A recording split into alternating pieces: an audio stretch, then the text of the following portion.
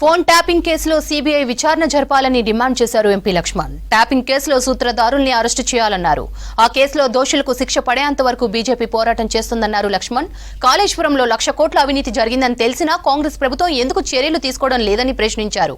కేసీఆర్ దోచుకున్న సొమ్మును కక్కిస్తామన్న కాంగ్రెస్ ఇచ్చిన మాట నిలబెట్టుకోవాలన్నారు. ఫోన్ ట్యాపింగ్ తో కీలక సమాచారాన్ని ధ్వంసం చేశారని మండిపడ్డారు.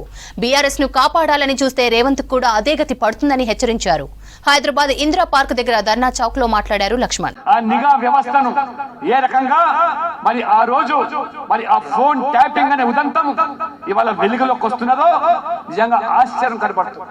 ఇవాళ మొత్తం దేశంలో ఎక్కడ లేని విధంగా ఈ యొక్క కేసీఆర్ గారు ఈ బీఆర్ఎస్ ప్రభుత్వం తమ అధికారాన్ని పదిలపరుచుకోవడానికి తొలిదారినైనా మరి ఆ ప్రజాస్వామ్యానికి తూట్లు పడిచి ఒక రాచరిక వ్యవస్థలాగా రాజుగా వెలుగొందాలని చెప్పి మొత్తం ఆ పోలీసు నిఘా వ్యవస్థను నీ చెప్పు చేతుల్లో పెట్టుకొని విపక్షాల యొక్క ఫోన్ ట్యాపింగ్ కానివ్వండి లేదా ప్రతిపక్ష నాయకులు ఎవరైతే మరి ఆ రోజు వీరోచితంగా పోరాటం చేసి ఈ యొక్క ప్రభుత్వానికి బుద్ధి చెప్పడానికి ప్రజలు సమాయత్తం చేస్తున్నారో ఆ నాయకుల యొక్క ఫోన్లు ట్యాపింగ్ చేయడమే కాకుండా ఆనాడు సంభవించినటువంటి జిహెచ్ఎంసీ ఎన్నికలు కానివ్వండి లేదా 3 ఉప ఎన్నికలు కానివ్వండి భారతీయ జనతా పార్టీ ఈ రాష్ట్రంలో ఒక తిరుగులేని శక్తిగా దిగుతుంది కాబట్టి కట్టడి చేయాలి.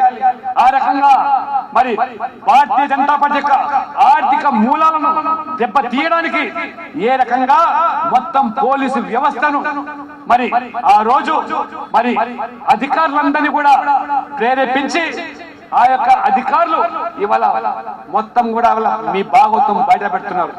ఎవరైతే ఇవాళ జైలు ఊచలు లెక్క పెడుతున్నారో విధి లేని పరిస్థితుల్లో ఆ రోజు పెద్ద ఆయన చెప్పిన విధంగానే మేము చేశామని తప్పితే ఆ ప్రభుత్వానికి అనుగుణంగానే మేము పనిచేస్తామని తప్పితే మాకంటూ వ్యక్తిగతంగా లేదని ఇవాళ వారు ఇచ్చినటువంటి ఈ కన్ఫెషన్ స్టేట్మెంట్స్ ఇవాళ చూస్తూ ఉంటే మొత్తం ఈ రోజు ఇన్ని పేజీల కన్ఫెషన్ లో మొత్తం దేశమంతా కూడా ఇవాళ ఆశ్చర్యం కలిగే రీతిలో ఇంత దిగజాడు రాజకీయం నీచ నికృష్ట రాజకీయాలకు ఈ ప్రభుత్వం పాల్పడిందంటే దేనికోసం ఇవాళ అక్రమంగా సంపాదించిన సొమ్మును ఏ రకంగా దాచుకోవడానికి లేదా నీ యొక్క వారసత్వంలో భాగంగా మళ్ళీ కొడుకును ముఖ్యమంత్రి చేయడానికి ఏ రకంగా వివరించారో ఆ 3 ఉప ఎన్నికల్లో కూడా బీజేపీ యొక్క ఆర్థిక మూలం దెబ్బతీయడానికి ఈ ఫోన్ ట్యాపింగ్ ద్వారా ఏ రకంగా దెబ్బ కొట్టారో అదే రకంగా పూర్తిగా ఈ యొక్క వ్యవస్థను కూడా మొత్తం ఈ యొక్క పోలీస్ యంత్రాంగాన్ని నిఘా వ్యవస్థను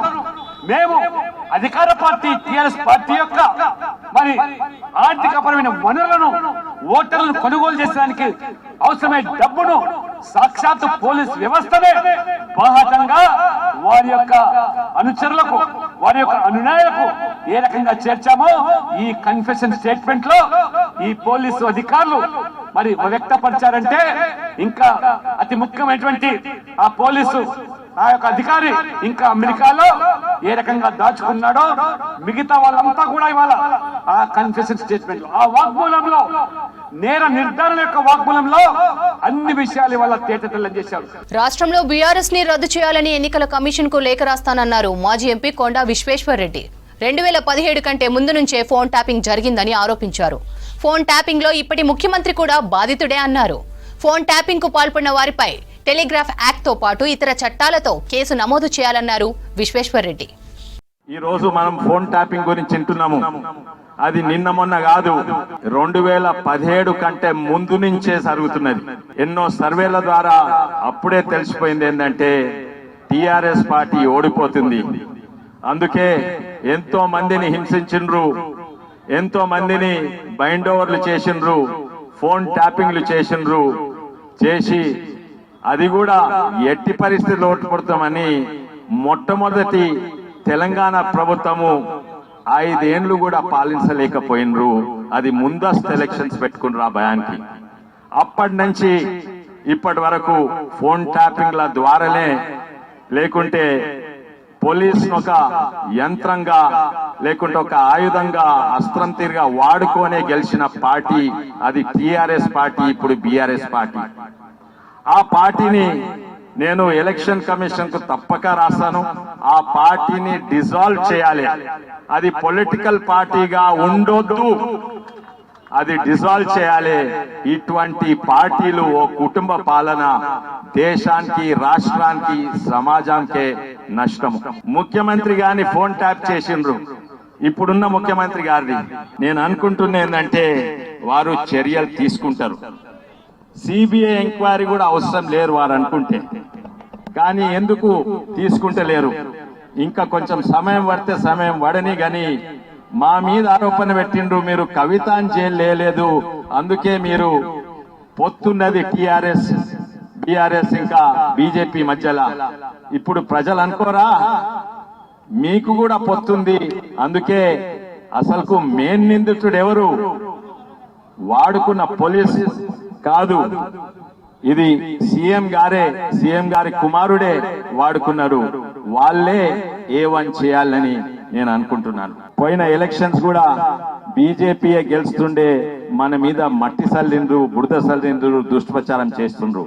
కానీ ఇప్పుడు ప్రజలందరూ చూస్తున్నారు. ఇప్పుడు తెలుస్తుంది అందరికీ పొత్తు ఎవరి మధ్యలో ఉంది అని.